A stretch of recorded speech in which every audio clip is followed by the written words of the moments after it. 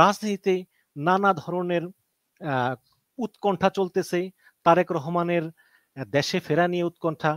সজীব ওয়াজেদ জয় বলেছেন যে ২টা বড় দলের প্রধানদেরকে সরিয়ে দেওয়া হচ্ছে। এই সমস্ত নানা বিষয় নিয়ে আজকে আমাদের সঙ্গে আছেন গ্লোবাল ভয়েস স্পিকার খ্যাত ডক্টর সিনহা এম এ সায়েদ। আসসালামু আলাইকুম স্যার, আপনি কেমন আছেন? ওয়ালাইকুম আসসালাম, ভালো আছি আল্লাহর রহমতে। স্যার, যদি শুরুতেই চলে যাই, আপনি জানেন যে আপনি আমার সঙ্গে একমত হবেন যে বেগম খালেদা জিয়া অত্যন্ত অসুস্থ এবং আমরা তার সুস্থতা কামনা করি এবং যাতে আল্লাহ পাক তাকে সুস্থ করে দেশ সেবা করার সুযোগ দেন। কিন্তু প্রশ্ন হচ্ছে যে মায়ের এই অসুস্থতার মধ্যেও তিনি কেন দেশে আসতেছেন না? প্লাস তিনি একটা ফেসবুকে তিনি একটা স্ট্যাটাস দিয়েছেন, সেখানে তিনি লিখেছেন যে এমন সংকটকালে মায়ের স্নেহ স্পর্শ পাবার তীব্র আকাঙ্ক্ষা যে কোনো সন্তানের মতো আমারও রয়েছে, কিন্তু অন্য আর সকলের মতো এটা বাস্তবায়নের ক্ষেত্রে আমার একক সিদ্ধান্ত গ্রহণের সুযোগ অবারিত এবং একক নিয়ন্ত্রণাধীন নয়। স্পর্শকাতর এই বিষয়টি বিস্তারিত বর্ণনার অবকাশও সীমিত। রাজনৈতিক বাস্তবতা এই পরিস্থিতিতে প্রত্যাশিত পর্যায়ে উপনীত হওয়ার মাত্রই স্বদেশ প্রত্যাবর্তনে আমার সুদীর্ঘ উদ্বিগ্ন প্রতীক্ষার অবসান ঘটবে। আবার আপনার কাছে প্রশ্ন, সমস্যাটা কি তার দেশে আসতে? তিনি কেন দেশে আসতে পারতেছেন না? দেখুন, এই চিঠিটা যখন লিখেছে, মানে পোস্ট যখন করেছে, এই পোস্টটা কিন্তু যে বা যারা তৈরি করেছে, তারা সাধারণত নেতাদের এই পোস্টগুলোকে তৈরি করা হয়। মানে কিছু লোক থাকে তারা তৈরি করে দেয় এবং তারা এই পোস্টগুলো করে অন বিহাফ অফ লিডার তার নামে। এখন এটা যারা তৈরি করেছে তারা অনেক চিন্তা ভাবনা করে করেছে কিন্তু চিন্তা ভাবনা করার পরেও কিন্তু দেখা যাচ্ছে এখানে রাজনৈতিক ও কূটনৈতিক যে দূরদর্শিতার অভাব ছিল। অভাব ছিল রাজনৈতিক ও কূটনৈতিক দূরদর্শিতার অভাব ছিল এই চিঠি লেখার মধ্যে। কিন্তু যে ভাষা, শব্দ ও বাক্য এখানে ব্যবহার করা হয়েছে, এগুলি কিন্তু অন্যভাবে করতে পারত। এত সরাসরি না, এত নেকেড ওয়েতে না কিন্তু। এখন প্রশ্ন হচ্ছে, এই চিঠিটা কিন্তু আমার কাছে আমি ৩ ভাবে দেখব। একটা দেখব ব্যক্তিগত পর্যায়ে তারেক জিয়া পরিবার বাংলাদেশ। আরেকটা দেখব জিয়া পরিবার জাতীয় পার্টি। আরেকটা দেখব জিয়া পরিবার তারেক জিয়া ও ভূ রাজনীতি। এখন প্রসঙ্গ হচ্ছে তিনি দেশে আসবেন এবং প্রত্যেক মাসেই বলা হচ্ছে তিনি আসতেছেন, বাড়ি ভাড়া করা হচ্ছে, ডেকোরেশন করা হচ্ছে এবং সরকারের কাছ থেকে বুলেট প্রুফ গাড়ি কেনা হচ্ছে, গাড়ি এবং অস্ত্র-টস্ত্র কেনার ব্যাপারে সরকারের পারমিশন চাওয়া হলো। নানান ব্যাপার-স্যাপার। অর্থাৎ একটা মানুষকে একটা ইয়ের মধ্যে রেখেছে সাসপেন্স, তিনি আসতেছেন। তিনি জানতেন তিনি আসবেন না। খেয়াল করবেন কিন্তু। তিনি জানতেন তিনি আসবেন না। তারপরেও তিনি কি মানা করেন নাই। যে দল করতেছে করুক। একটা সময় পরে তিনি বলবেন, আমরা তো জানতাম না যে তার মা অসুস্থ হয়ে যাবে। আর মা অসুস্থতার কারণে হঠাৎ করে জিনিসটা প্রকাশ পেল। তা নাহলে তো এখন প্রকাশ পেত না। কিছুই হতো না কিন্তু। ওইভাবেই চলত। কিন্তু এখন দেখা যাচ্ছে তিনি কেন বললেন এটা? এটা বলার পিছনে হয়তো তার ইচ্ছা আছে দেশে ফেরার। পারছেন না। এখন পারছেন না, তিনি সরাসরি বলেন না কেন পারছেন না। তিনি এখানে কি বললেন? আমার আশাটা শুধু আমার উপর নির্ভর করতেছে না। এটার সাথে অনেকগুলো ফ্যাক্টর কাজ করতেছে। এগুলি কারা? আমার সিদ্ধান্ত আমি নিতে পারছি না। এই সিদ্ধান্তটা আসবে এটা শর্ত, এটা একেবারে অবারিত না। এটা একেবারে কতগুলো ফ্যাক্টর নির্ভরশীল এটা। আমি একা না। আরো কে এখানে আছে? এই কথা বলে তিনি সরাসরি কিন্তু একটা বিতর্ক জন্ম দিলেন। যে কেন আপনি আসতে পারবেন না? আপনার আসার পক্ষে কারণটা কি? উনি কারণ ব্যাখ্যা দিচ্ছেন না। আমি বলতে পারব না, বলা উচিত হবে না। উত্তর নিজে দিয়ে দিলেন। আমি বলতে পারব না, বলা উচিত হবে না। এই যে উচিত হবে না, এখানে কিন্তু আরেকটা সন্দেহের উদ্রেক হইতেছে যে তাহলে কি বিপদ হইছে আপনার? আপনি কেন আসতে পারবেন না? সাথে দেখেন নিরাপত্তা প্রশ্নের কথা যদি বলেন, আমাদের সরকার থেকে কিন্তু প্রেস সেক্রেটারি শফিকুল আলম বলে দিল যে আমাদের বাংলাদেশে তার আসার ক্ষেত্রে সরকারি তরফ থেকে কোনো নিষেধাজ্ঞা নাই বা কোনো বাধা নাই। সব ক্লিন, একদম ক্লিন। পররাষ্ট্র সচিব মন্ত্রী উপদেষ্টা আজকে বলে দিলেন, আমরা যদি ট্রাভেল ভিসা পাসপোর্ট দরকার, ভিসা দরকার হয়, আমরা ১ দিনের মধ্যে সব পৌঁছে দেব। সরকারের তরফ থেকে ক্লিন। এখন সরকার রেডি, তিনি আসবেন না। দল রেডি, তিনি আসবেন না। দেশের রাজনীতি মঞ্চ রেডি, তিনি আসবেন না। তার মা অসুস্থ, তিনি আসবেন না। এই যে আসবেন না, এখন মূল সূত্রে চলে আসে। কে তাকে বাধা দিচ্ছে? হতে পারে দেশের অভ্যন্তরে ৫ই আগস্টের পরে তো অনেক কিছু ঘটছে। হতে পারে দেশের অভ্যন্তরে এমন কিছু শক্তির জন্ম হয়েছে, যে বা যারা তাকে বিভিন্ন অ্যাঙ্গেলে, বিভিন্ন সোর্সে তাকে বাধা সৃষ্টি করতেছে অথবা তারা হুমকি দিচ্ছে। আমরা জানি না। উনি জানেন সেটা। আমাদের অনুমান এটা। হুমকি দিচ্ছে। হতে পারে বলছি। একটা অপশন। হতে পারে যেই শক্তি তাকে বাংলাদেশ থেকে যেতে বাধ্য করেছে, তাকে টর্চার করেছে, হতে পারে সেই শক্তির একটা অংশ বিশেষ বা কোনো কারণে সেখান থেকে বাধা আসতেছে। আপনি দেশে আসবেন না। হতে পারে স্বয়ং সরকারের তরফ থেকে এমন কিছু কার্যকলাপ করা হচ্ছে, যেগুলি বুঝাচ্ছে এগুলি ক্লিন করে তুমি দেশে আইসো না। তোমার জীবন হুমকি স্বরূপ নিরাপদ পাবে না। হতে পারে। এবং এই সমস্ত কারণেই তো সে বলছে বুলেট প্রুফ গাড়ি দেন। এই গাড়ি যখন চাইলো সেদিনও কিন্তু আমি টক শো করতে বলেছিলাম যে কেন সেই এটা চালো সে। বুলেট প্রুফ তার দরকার হবে কেন তার? সে তো জনগণের সাথে মিশতে পারবে না। বুলেট মানেই আপনি হয়ে গেলেন একেবারে শৃঙ্খলিত। সেই প্রাইম মিনিস্টারের মতো আবার সে ওয়ালে আপনি সীমাবদ্ধ হয়ে গেলেন। একটা চক্রে পড়ে যাবেন কিন্তু আপনি। তখনই বোঝা যাচ্ছিল যে তিনি জানেন কিছু করতেছেন। এই যে ৩ টা অপশন আপনাকে বললাম, এটা সব দেশের ভিতরে কিন্তু। সবই দেশের ভিতরে। কারণ আইন শৃঙ্খলা পরিস্থিতি কিন্তু এখনো কিন্তু নাজুক।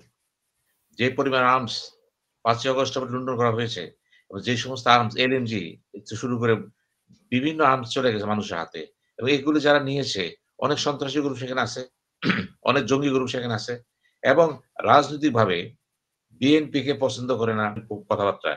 সেই কথাবার্তার সাথে মিলতেছে না কিন্তু। এখন ও তখন তো আর এখানে বলে নাই যে আমার হুমকি আছে। আমি যেতে পারব না। এটা কিন্তু আসলেও তার মায়ের অসুস্থ উপলক্ষে কিন্তু। এটা এক নতুন দৃশ্যপট কিন্তু। তিনি অকপটে স্বীকার করলেন, "ইয়েস, আমি হুমকির মুখে আছি এবং আমার কোন সিদ্ধান্ত গ্রহণের ক্ষমতা আমার একা নাই।" সিদ্ধান্তের ক্ষমতা একা নাই। অর্থাৎ তিনি এখন হয় কোন কর্নারের কাছে হয় ধরা খাইছেন অথবা তাদের সিদ্ধান্তে যেতে পারছেন না। এখন সেই সিদ্ধান্তগুলো কি আমার জাতির পক্ষে সহায়ক? দলের পক্ষে সহায়ক? বিরাট প্রশ্ন। কারণ তিনি শুধু তারেক জিয়া না। তিনি একটি দলের শীর্ষ পর্যায়ের নেতা। বলা যাক খালেদা জিয়ার পরে তিনি তো মূলত সেই de facto বলতে পারেন সেই তো সব। খালেদা জিয়া তো নাম কাস্ট আছেন। এখন যদি এই নেতা যদি কোন হুমকির মুখে পড়েন, উনি জাতিকে জানাতে পারেন। উনি কথা না বলে জানাই দিছেন। উনি কিন্তু জানাই দিছেন যে, "আমাকে আপনারা যে যাই বলেন, মার কথা বলেন, দলের কথা বলেন, দেশের কথা বলেন, আমাকে বলতে পারেন অদেশপ্রেমিক সব বলতে পারেন। কিন্তু বাস্তবতা হচ্ছে আমার জীবন হুমকির মুখে আছে। আমি যদি এখন দেশে যাই, একটা অঘটন ঘটে যায়, কেউ আপনারা কিন্তু সেই রিস্ক নিতে পারবেন না। রাষ্ট্র আমাকে নিরাপত্তা দিবে। রাষ্ট্র কি নিরাপত্তা দিবে? ধরুন সরকার বলল, "আপনি আসেন দেশে, নিরাপত্তা দিব।" তাইলে প্রশ্ন আসে, বেনজির ভুট্টো কি নিরাপত্তা পাইছিল? রাজীব গান্ধী পাইছিল? একিউনি কি পাইছিল? পায় নাই। কেউ তো পায় নাই এটা। পাকিস্তান তো ঘটনা দেখেন না কেন? পাকিস্তান বলে মালয়েশিয়া থেকে ইভেন মালদ্বীপ ইয়ের কথা আসে না কেন? আমার এই শ্রীলঙ্কার কথা পাইছিল? পায় নাই।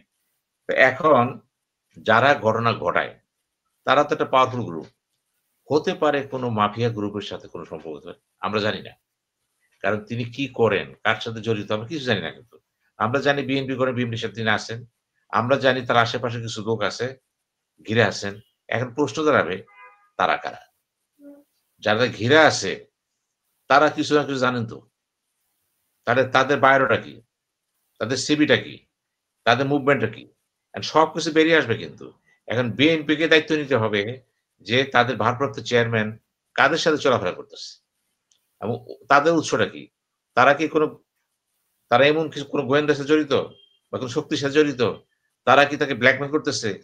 নানান প্রশ্ন এসে যাবে কিন্তু। এখন আর বিশ্বাসের কারণ নেই কিন্তু। এইটা গেল একটা দেশের ভিতরে। এখন সরকার যদি বলে আপনি আসেন, ঠিক আছে আসলেন। এরপরেও তিনি আসবেন না। কেন? আমি আপনাকে এরপর সে আসবেন না। সরকার বললেও তিনি সন্দেহ করবেন যে এই বলার ভিতরেও আমি নিরাপত্তা বোধ করছি না। কারণ থ্রেটটা কোন জায়গাতে আসছে আমরা জানি না তো। এটা একমাত্র সেই জানে। সরকার বলল আপনি আসেন। কারণ সরকার নির্দোষ। নিরাপত্তা দিচ্ছে। তিনি তো জানেন যে যারা করতেছে তারা এই সরকার না। তারা সরকারের বাইরে। আবার ঘটনা আছে এরা কি সরকারের বাইরে না ভূ রাজনীতিতেও জড়িত। ভূ রাজনীতি বলতে বোঝাচ্ছি যে আমাকে বাংলাদেশের ক্ষমতায় আসার ক্ষেত্রে আমরা যে যত চিৎকার করি না কেন জনগণ নিয়ে, মূল কিন্তু এখানে ভূ-রাজনীতি। এই ভূ রাজনীতির ক্ষেত্রে একদম মোক্ষমকে ভারত, আমেরিকা। আমেরিকার সাথে তার লোক থাকবে। আমরা যখন দেখলাম আজকে বিবিসি যখন রিপোর্ট করে, বিবিসি কিন্তু একটা বিস্তারিত রিপোর্ট করেছে এটার উপরে। এই রিপোর্টটা কিন্তু খুবই গঠনমূলক মনে হলো আমার কাছে। এবং তারা বলার চেষ্টা করেছে, যেহেতু ভারতের সাথে যুক্তরাজ্যের ডিফেন্স প্যাক্ট হয়েছে কিন্তু খেয়াল করবেন। নিরাপত্তা চুক্তি, ডিফেন্স প্যাক্ট প্রতিরক্ষা চুক্তি এবং ভারত এবং যুক্তরাজ্য এবং ভারত কাছাকাছি যাওয়া মানে এখানে আমেরিকার অনুমোদন আছে। কারণ আমেরিকা তো সরাসরি আসবে না। সে এই অঞ্চলে কাজ করতে গেলে তাকে ভারতকে লাগবে। তার নতুন ডিপ্লোমেসিতে সে যেটা করতেছে যে এটা হলো তার ট্রান্সফরমেশনাল ডিপ্লোমেসি বলি এটা ইংরেজিতে। যে উনি চেষ্টা করবে আমি যে অঞ্চলে যাব আমি সরাসরি না ওই অঞ্চলে যে মোড়ল তাকে মোড়ল বানাবো। অর্থাৎ ভারতকে খুব প্রয়োজন আমেরিকার কোন কাজ এই অঞ্চলে করতে হবে। সেটা শ্রীলঙ্কার ক্ষেত্রে হতে পারে, নেপালের ক্ষেত্রে হতে পারে, যেকোনো দেশে হতে পারে সেটা। এবং সেই যদি হয় তাহলে ভারতের সাথে যেহেতু ইসরায়েলের ভালো সম্পর্ক আছে, যুক্তরাজ্যে একটা ভালো চুক্তি হয়ে গেল এবং সবচেয়ে বড় জিনিস হলো এই নিরাপত্তার সাথে বলতেছি, আমাদের নিরাপত্তা উপদেষ্টা খলিল, জনাব খলিল অজিত দোভালের সাথে গেলেন একটা কনফারেন্সে গেলেন সে। সিকিউরিটি মেরিটাইম কনফারেন্সে গেলেন কলম্বো। কলম্বো সিকিউরিটি মেরিটাইম যে আছে ওখানে দিল্লিতে গেলেন। এখানে যেয়ে কি করলেন যে একদিন আগেই চলে গেলেন। ওখানে যেয়ে অজিত দোভালের সাথে তার একান্ত আলাপ হলো। এবং সেই আলোচনায় এখন জানা যাচ্ছে বিভিন্ন টক শো থেকে বিভিন্ন বক্তারা বলতেছেন বা বিভিন্ন সোর্স থেকে অথেন্টিক ওয়েতে আসতেছে। ওই আলোচনায় একসময় মার্কিন যুক্তরাষ্ট্রের কিছু কূটনীতি সেখানে ছিল নিরাপত্তা বিষয়ক। এবং তাদের মধ্যে কিছু কঠিন আলোচনা হয়েছে কিন্তু। এবং বিভিন্ন সোর্সে যে কথাটা বেরিয়ে আসতেছে সব তুলে দিতে পারবেন না। এমন কিছু কথা বেরিয়ে আসছে বিশ্বাসযোগ্য মনে হয়। উড়াই দেওয়া যাবে না কিন্তু। অনেকগুলো শর্ত নিয়ে কথা হয়েছে। বাংলাদেশের পুরা চিত্র নেওয়া কথা হয়েছে। এখানে কি হচ্ছে ৫ই আগস্টের পরে? এখানে জঙ্গি আছে কিনা? এখানে পাকিস্তানের লস্করে তৈয়বা থেকে শুরু করে বিভিন্ন গ্রুপ তারা কি করছে এখানে? এবং কেন পাকিস্তানের আইএসএস এখানে আসলো? কেন তারা বাংলাদেশের নিরাপত্তা নিয়ে ডিফেন্স নিয়ে চিন্তা ভাবনা করতেছে? সব কেন পাকিস্তানের সাথে অস্ত্র কিনে আবার বাংলাদেশ আলাপ করতেছে? এগুলি আসতেছে কিন্তু। এই সব কিছু চীনের সাথে আপনার সম্পর্কটা কি? যেহেতু ভারত আপনাকে এখন এক হইছে সে এবং তার সাথে সে কি করছে? আমেরিকার সাথে নিয়ে নিছে কিন্তু সে। অর্থাৎ আমেরিকারে কিন্তু এই ১ বছরের মধ্যে অনেক কাজ আমেরিকা, ভারত আবার কিন্তু বাংলাদেশ প্রশ্নে, বঙ্গোপসাগর প্রশ্নে একটা ঐক্যে পৌঁছতেছে কিন্তু। পৌঁছতেছে, আসতেছে কিন্তু এটা। এটা নিয়ে কিন্তু আমাদের উচ্ছ্বাসের কারণ নাই কিন্তু। এটা হচ্ছে ভূ-রাজনীতি, বড় রাষ্ট্রের খেলা এখানে আছে কিন্তু। এখন ওইখানে আমেরিকা ছিলেন এবং যখন এইগুলি বলল, ইভেন কি ১০ টা স্পট নিয়ে কথা হইছে এখানে। এবং বলা হচ্ছে এই যে শিলিগুড়ির চিকেন নেক এটা নিয়ে কথা, এটা আশেপাশে তো ভারত এখন সরঞ্জাম আনতেছে। নিরাপত্তা প্রশ্ন আসছে। কথা আসছে যে আপনাদের চিফ অ্যাডভাইজার বললেন, নর্থ ইস্ট এবার হলো খেলা হবে। এটা কি মিন করছে? নর্থ ইস্ট তো আমাদের একটা অংশ। এটা নিয়ে আপনারা কি খেলবেন? অতীতে তো আপনারা খেলছেন। আমাদের ডিস্টার্ব করছেন। আবারও কি ডিস্টার্ব করবেন? আমাদের হুমকি দিচ্ছেন। এই হুমকির কারণ কি? এখন তাদেরও কিন্তু জাতে লাগছে, গা লাগছে কিন্তু। তারাও বলছে, আমাদেরও তো একটা শক্তি আছে। আমরা দেশ একটা। আমাদের ডিফেন্স পলিসি আছে। আমাদের ন্যাশনাল পাওয়ার আছে। আমরা দেখব যে আমরা যদি আপনি যদি আমাদেরকে থ্রেট দেন, আমরা দেখব যে কি করতে পারেন আপনি। কথাবার্তা কিন্তু এই লাইনে চিন্তা করেন। ঠিক এই বক্তব্য নিয়ে বলা হচ্ছে, just you talk to your chief adviser যে সে কি বলে এবং বলা হচ্ছে সময় বেঁধে দেওয়া হইছে। আমি জানি না সত্য মিথ্যা। বলা হচ্ছে বিভিন্ন টক শোতে। গুরুত্বপূর্ণ ব্যক্তিরা বলতেছেন, হালকা না তারা কিন্তু। এবং তাদের অনেক কথাই কিন্তু বিভিন্ন সময় অথেন্টিক প্রমাণ হইছে কিন্তু। এরপরে তিনি কি করলেন? এখানে এসে পরে চলে গেলেন কয়দিন পরে কাতার। কাতার হচ্ছে এই মুহূর্তে এশিয়াতে আচ্ছা, আচ্ছা, তিনি কাতারে গেলেন কেন? একটু যদি বলতেন সিনা সাইদ। কাতার হচ্ছে এই মুহূর্তে এশিয়াতে সবচেয়ে বড় রঙ্গমঞ্চ। কারণ কাতারে মার্কিন যুক্তরাষ্ট্রের কমান্ডের অফিস এটা। সমস্ত গোয়েন্দা শুরু করে বিদ্যুতের সমস্ত কাজে এনতে হয়। এবং কাতারে এখন বড় মিটিং গুলো হয় কিন্তু। বিভিন্ন দেশ নিরাপত্তার অভাবের কারণে বিভিন্ন দেশ থেকে লোক এখানে আসেন আলোচনা করে। কাতারে গেলেন। এই যে কাতারে গেলেন, কাতারে যে আলোচনা কার সাথে করলেন? দেখেন, কাতারের প্রাক্তন গোয়েন্দা প্রধান, যিনি এখন আমিরে, প্রশাসনের ১ নম্বর ব্যক্তি, ১ নম্বর ব্যক্তি। তিনি ছিলেন আলোচনায়। ছিলেন আমাদের বাংলাদেশ থেকে উপদেষ্টা। ছিলেন ভারত থেকে। ভারতের এবং আইসিএস থেকে 2 জন অফিসার ছিলেন আমেরিকান গোয়েন্দারা। তাহলে প্রশ্ন হচ্ছে এই যে এবার কাতার নিয়ে ৩ টা দেশ এক হয়ে গেল কিন্তু। কাতারের স্বার্থ আছে। কাতারের স্বার্থ মানে আমেরিকার স্বার্থ। কাতারও চিন্তা করতেছে, কাতার বাংলাদেশ নিয়ে কিন্তু চিন্তা শুরু করছে because of America. Asian context চিন্তা করতেছে তারা। এখন কাতার, ভারত, আমেরিকা, সামনে আছে বাংলাদেশ। তাদের মধ্যে যে কথাগুলো হইছে, এটা কি শুধু বাংলাদেশ নিয়ে কথা হইছে? এখানে আওয়ামী লীগ নিয়েও কথা হয়েছে। অজিত দোভাল যখন বলেছেন ভারত ইন্ডিয়ান অ্যাপ্রোচটা কি? In presence of American diplomat. আমাদের অ্যাপ্রোচটা হচ্ছে ইনক্লুসিভ নির্বাচন। আওয়ামী লীগ যারা অন্যায় করেছে বিচার করবেন, কিন্তু এত বড় একটা দলকে মাইনাস করে দিয়া নির্বাচন হয় না। সে কেন হয় না? আমরা কেন বলতেছি? আমরা এই জন্য বলতেছি, আপনাদের দেশে বিশৃঙ্খলের সিকিউরিটি পার্সপেক্টিভে আমরা ক্ষতিগ্রস্ত হব। আমাদের ৮ টা স্টেট আপনার পাশে আছে।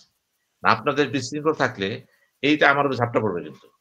আপনার দেশে যদি সন্ত্রাসী হয়, জঙ্গিবাদী হয়, আমরা ক্ষতিগ্রস্ত হব। এই তো আমরা পাশে আছি তো। আমি তো আপনার ঘিরে আছি। তাদের যুক্তিটা ঘিরে আছি। এটা না যে আমি আপনার হাত দিচ্ছি না আমি। আপনি যদি কোনো ডিস্টার্ব হন, আমিও ডিস্টার্ব হয়ে যাব। কিন্তু এগুলো কেন হচ্ছে? কেন হচ্ছে এই প্রশ্ন আগেও আসছিল কিন্তু। কাতারে যেয়ে কিন্তু আরো বেশি ব্যাপক আলোচনা হলো। সেটা হলো একেবারে বে অফ বেঙ্গল ভূ রাজনীতি। ভারতের অবস্থান, আমেরিকার অবস্থানটা কি হবে? দেখেন, তাহলে সেইখানে আলোচনার মধ্যে কি ছিল? আওয়ামী লীগের নির্বাচনটা ছিল। আওয়ামী লীগটা কি করবে? তাহলে আওয়ামী লীগ কিন্তু দেশের ভিতরে আমরা যত যাই বলি না কেন, এখন আমাদের ভবিষ্যৎটা, সামনের দিনগুলো কিন্তু কোন না কোনভাবে ভূ রাজনীতির অংশ হয়ে গেছে। অর্থাৎ ভূ রাজনীতি নাও ডিসাইডিং ফ্যাক্টর ফর বাংলাদেশ। আমরা যত মুখের চাপা দিয়া, বক্তব্য দিয়া, উড়াই দু মাইরে না, এটা হবে না। এটা ভূ রাজনীতি। ন্যাশনাল পাওয়ার এর খেলা এখানে। এই খেলাতে কিন্তু আমাকে জিততে হবে। এখন এই খেলাতে আমরা কতদূর জিততে পারব? আমাদের নিরাপত্তা উপদেষ্টা ওখানে যে কি কথা বলছেন, কিভাবে বলছেন? আমরা যতটুকু জানি এখানে এটা বলবেন না যে চোখে চোখ রেখে কথা বলতেছে। এগুলো তো হালকা কথাবার্তা। ওখানে কথা হবে impractically. It is Bharat, it is Emirates, it is America, you are Bangladesh. আমরা চাই শান্তি, কি প্রক্রিয়া? এই প্রক্রিয়াতে। তুমি যদি এই প্রক্রিয়া আগাও ভালো, সহজে না আগাইলে আমরা সহজে করব না। তুমি তো পথ কিন্তু দেখো, আমরা আমাদের প্রশ্ন হচ্ছে যে সেটাই আসলে কি প্রক্রিয়া? আপনি একটু আগে মেনশন করলেন যে 111 এর সময় যারা তারেক রহমানকে দেশছাড়া করেছিল তারা এখন এই প্রক্রিয়া জড়িত থাকতে পারে। আবার ভূ রাজনীতির কথাও বললেন।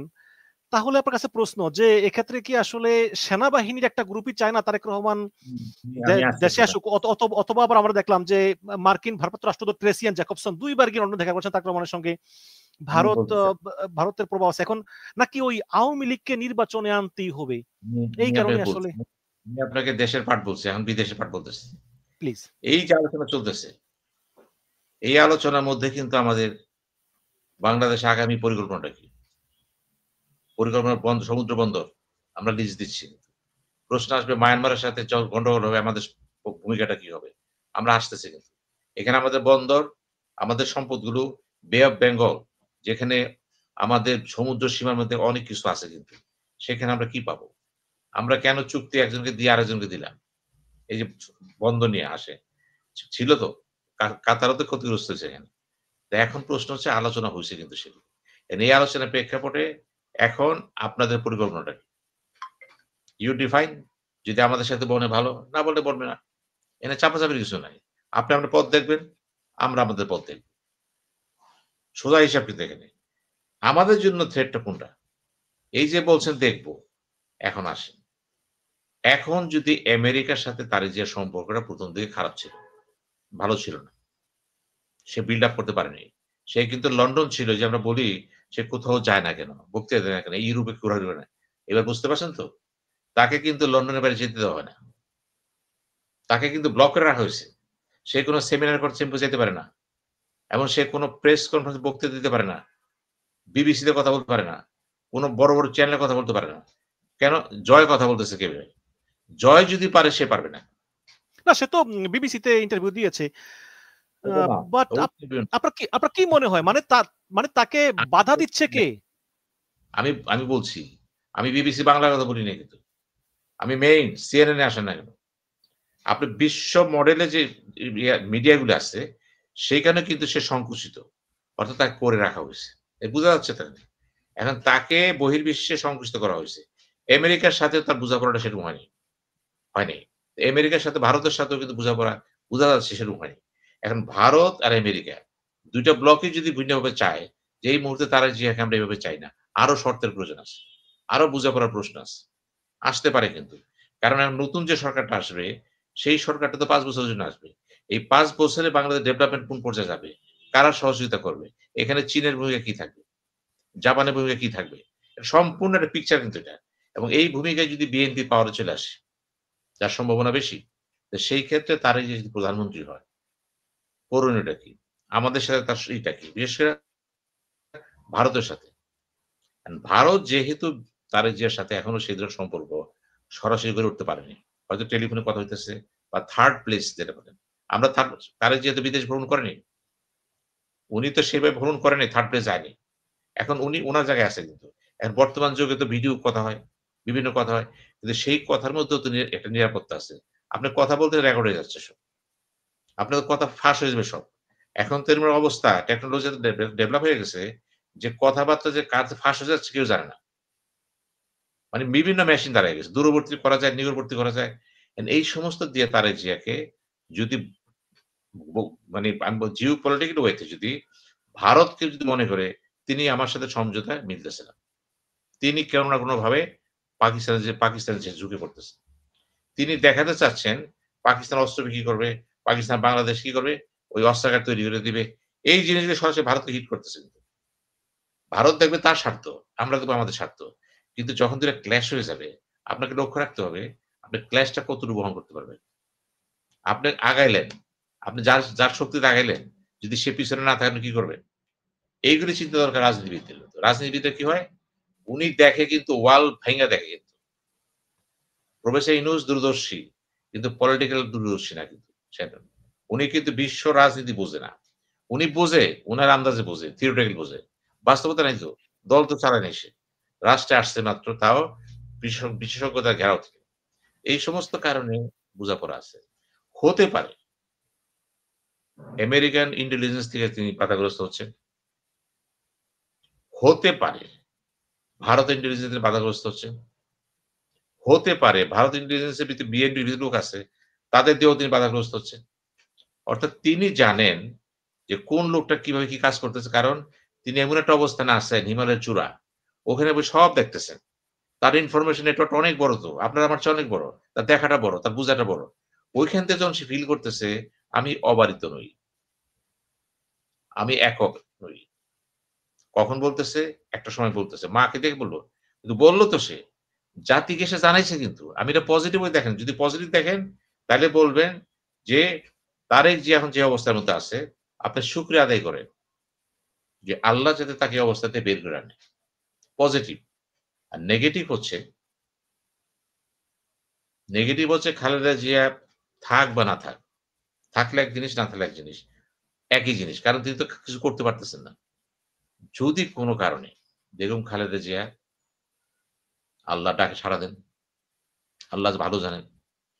উনি যদি দেশে না আসেন, বিএনপি কি হবে? বিএনপি কি এটা হবে যে তারেক জিয়ার ইমেজ যাবে? না। এখনকার রাজনীতি কিন্তু কঠিন। ওই অনলাইনে কিন্তু আপনি তখন এই দল টিকাতে পারবেন না। কারণ মানুষের ভরসা কিন্তু এখনো আছে বেগম খালেদা জিয়া। উনি আছে বলেই কিন্তু অনেক কিছু মাইনাস প্লাস। ইভেন কি স্বয়ং ডক্টর ইউনূসও বলেন, শ্রদ্ধা করেন। রাষ্ট্রপতিও বানিয়ে দিয়েছেন দেখেন। সবকিছু মিলে যেটা দেখা যাচ্ছে এবং উনার জন্য মানুষ কাঁদে। জনসমর্থন আছে তো।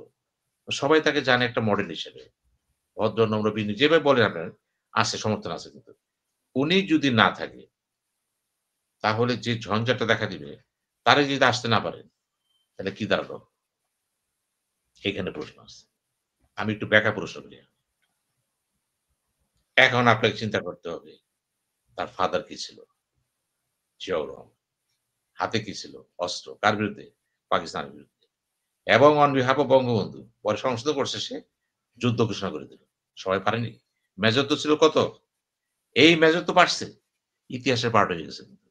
তো সেই যোদ্ধা পাকিস্তানের সামরিক বাহিনী থাকা অবস্থায়ও তিনি ওই 5-এও কিন্তু তিনি পুরস্কৃত হয়েছিলেন, খেতাব পেয়েছিলেন, এখনো পেয়েছিলেন। সবচেয়ে বড় কথা হলো জিয়াউর রহমানের ডায়নামিক লিডার হিসেবে ইতিহাসে স্থান পেয়েছেন। পার্ট অফ দ্য হিস্টরি মুক্তিযুদ্ধ। তার স্ত্রী খালেদা জিয়া, উনিও সম্মান পেয়েছেন। তার ছেলেকে তারেক জিয়া।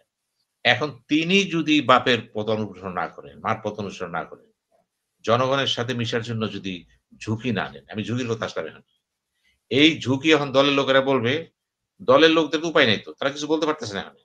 তাদের একটা কারণ হচ্ছে, তারা একটা কথা বলতে পারে, আমরা তো বলতে পারব না। তো আমি তাদেরকে বলি, আপনারা যুক্তি দিতে যায়েন না, সাবধান। আপনার কোন টক শোতে বসে কিন্তু এটার কোন এটার পক্ষে কোন কথাই বলেন না। কারণ আপনি জানেন না তো সে কেন আসতেছে না। সব কথা শেষ কথা সে আসতেছে না, আসতে পারতেছে না। এটা message to the people, message to the party. এটা রাজনীতি message, political message to all Bangladesh. এইখানে যেটা দাঁড়াবে, যদি তিনি না আসেন, সবচেয়ে বড় ক্ষতিগ্রস্ত বিএনপি।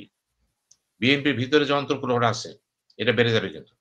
আর বেগম খালেদা জিয়া যেদিন থাকবেন না, আপনি বুঝতেই পারতেছেন কি হইতে পারে। উনিও আসতেছেন না। এটার অপেক্ষায় কিন্তু অনেকের বসে রয়েছে। অনেক শক্তি কিন্তু এই অপেক্ষার বসে আছে।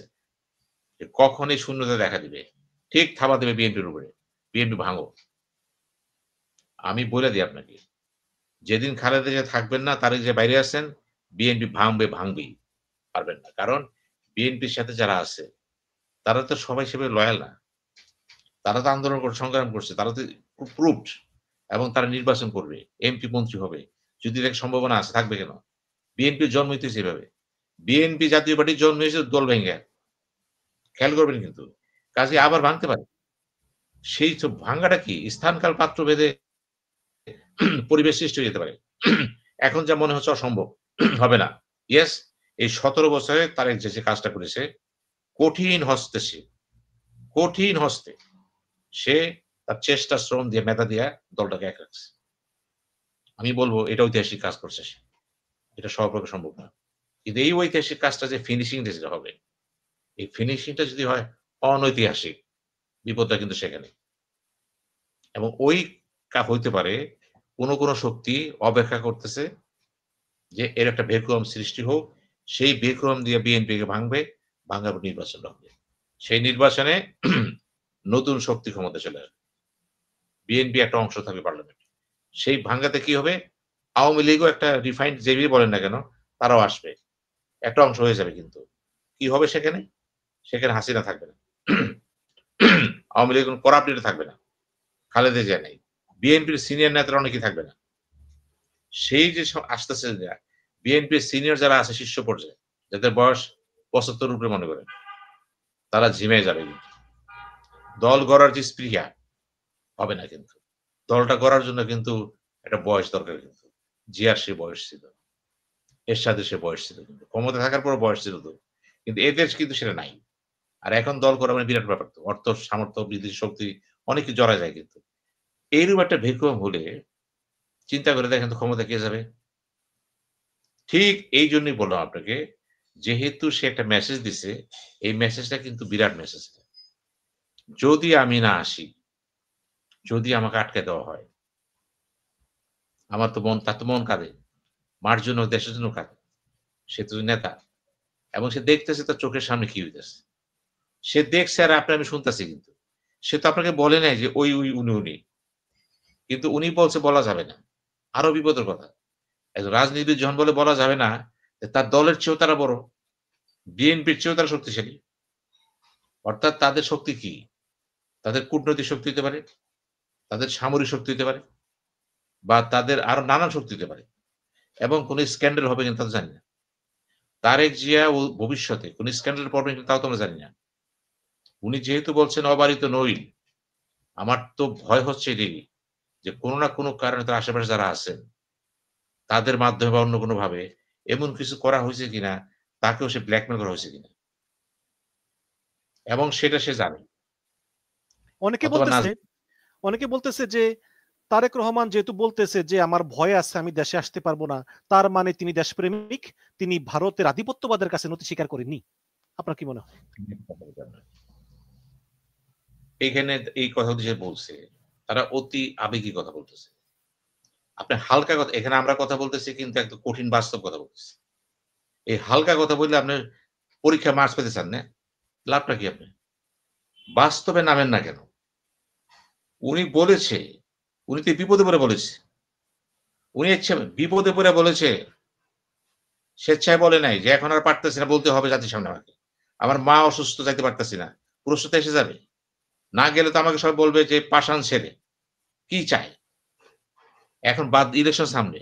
এটা যদি এখন না বলে, তাহলে লজিকটা কি আসবে? দেশে আসবেন না আপনি? যারা ওই কথা বলতেছে ভারতীয়, এদের জন্মই হইছে শোনেন। এদের জন্মই হইছে আকাম করার জন্য। আর তারেক জিয়ার কুবুদ্ধি দেওয়ার জন্য। তারেক জিয়ার সেন্সটা বোঝেন না এখন। আমি তো ব্রডার পার্সপেক্টিভ কথা বলতেছি। গভীরে যান না কেন? যারা টক শো দেখতেছেন, মন্তব্য করতেছেন, আপনারা দয়া করে আমার কথাগুলি শোনেন। আবেগী কথা বলেন না, দেশটাকে ধ্বংস দিয়ে নিয়ে যান না। বুঝার চেষ্টা করেন, তারেক জিয়া কিন্তু একটা ঐতিহাসিক বাণী পাঠাইছে এটা। Message to all the political party, শুধু বাংলাদেশে না। তারেক জিয়ার মতো যদি অতীতে কোন নেতা দাঁড়ায় যায় বাংলাদেশে, তার কি অবস্থা হবে? আমরা তো জানি না কতজন হানি ট্র্যাপ হয়ে গেছে বাই দিস টাইম। বাংলাদেশে গোয়েন্দা বৃত্তি এরকম বাড়ছে, বিশেষ করে আমাদের সিআই যারা কাজ করতেছে এখানে, চাইনিজ মিলিটারি ইন্টেলিজেন্স আসেন, কাজ করতেছে তো এখানে। বিভিন্ন উইং এ কাজ করতেছে তারা। ইভেন আমাদের গোয়েন্দা বাহিনীও কাজ করতেছে। কাকে যে কখন কিভাবে, কি প্রক্রিয়ায় কোনভাবে হানি ট্র্যাপ করছে আমরা জানি না। কাজে আগামীতে সব নেতা এলার্ট হয়ে যান কিন্তু। তারেক জিয়া শুধু একটা বড় দলের চিফ হিসেবে আপনাদেরকে মেসেজ দিছে যে আমি অবারিত নই। আমি সিদ্ধান্ত নিতে পারতেছি না। আগামীতে দেখবেন ওই খুচরা পার্টিরা বলবে আমি সিদ্ধান্ত নিতে পারতেছি না। কারা এরা? ওইদিকে যান। ওইদিকে যান। কূটনীতি বুঝেন, রাজনীতি বুঝেন। শুধু মুখের চাপা বেরিয়ে কথা বলতে চান না কিন্তু। ঢাললে তলে নিয়ে দিলাম সর্দার নে। হয়ে গেল, হয়ে গেল। না। তারেক জিয়া দেশপ্রেমিক এবং সে ভারত বিরোধী না। সে ভারতের কর্মকাণ্ড বিরোধী। ভারতের হিউম্যানিস্টিক পলিসি সে বিরুদ্ধে। কোন নেতাই ভারত বিরোধী না কিন্তু। সে যদি নেতা হয়, সে প্রতিবেশী বিরোধী হবে কেন? সে হবে ওই দেশের ওই সমস্ত পলিসিগুলো, যে পলিসিগুলো আমার স্বাধীন সার্বভৌমত্বকে হিট করে। আমি তার বিরুদ্ধে। সুতরাং এটা বুঝতে হবে। আজকে যারা আপনারা টক শুনতেছেন, যারা হালকা আবেগে চলেন, কথায়, কথায় ভারত বিরোধী হয়ে যান আপনারা। আমাদের বানায় দেন ভারত প্রেমিক। দেন আপনার কলম তো চলতেছে তো। না, বুঝার চেষ্টা করেন।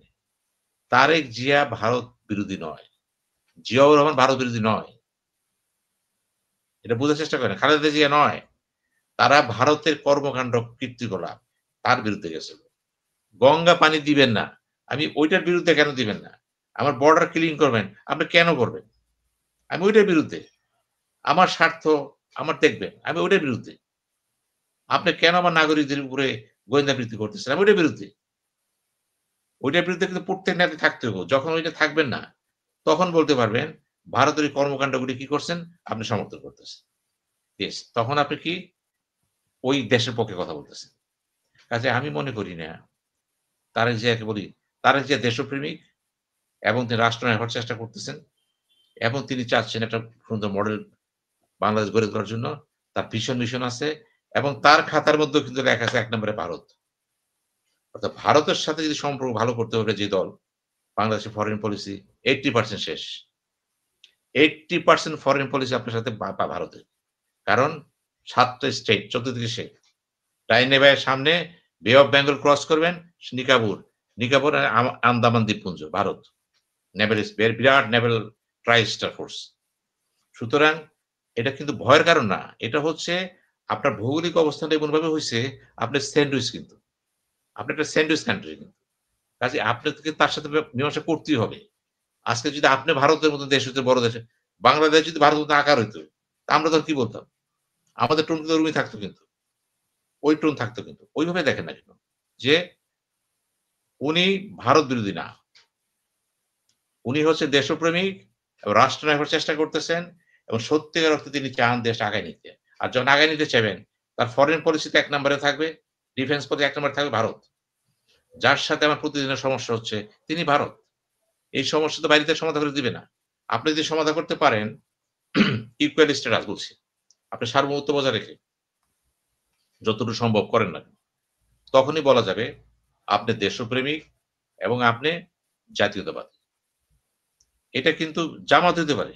ইভেন জামাতও যদি একই কাজ করে, সেও জাতীয়তাবাদী। কখন? যখন সে জাতীয় স্বার্থগুলিকে বড় করে দেখে আলাপ আলোচনার মাধ্যমে প্রতিপক্ষের সাথে কথা বলে একটা মিনিমাইজিং পয়েন্ট আসবে। এখানে কিন্তু সবকিছু পাবেন না। দেবে আর মিলাবে, ফরেন দেবে আর নেবে, মিলাবে মিলাবে। আপনি কিছু হারবেন, কিছু জিতবেন। দেখবেন উইনিং পয়েন্টে থাকেন কিনা, কতদূর থাকেন। That is the success of the foreign policy. ওইটা না সারা জীবন আপনি কইলেন ভারত আমার চিরশত্রু। এটা যারা বলে তারা কিন্তু কোন নাগরিক না। নাগরিক কথার পদবাচ্য তারা বুঝে না। একটা পলিসির কারণে আমি মোদির বিরুদ্ধে। উনি মুসলমানকে নিধন করতেছেন। উনি ধর্ম নিয়ে চর্চা করতেছেন এবং একটা জিনজুজু কায়েম করছেন। আমি কংগ্রেসের বিরুদ্ধে না। কংগ্রেস এই কাজটা করে না। তাহলে আমি কি ভারত বিরোধী না? না। আমি অটল বিহারী বাজপেয়ীকে সমর্থন করি। মনমোহন সিংকে সমর্থন করি। খেয়াল করবেন কিন্তু আমি কংগ্রেসের পলিসি বিজেপির এক না। পলিসিগত কারণে আমার সাথে বিরোধ হইতে পারে।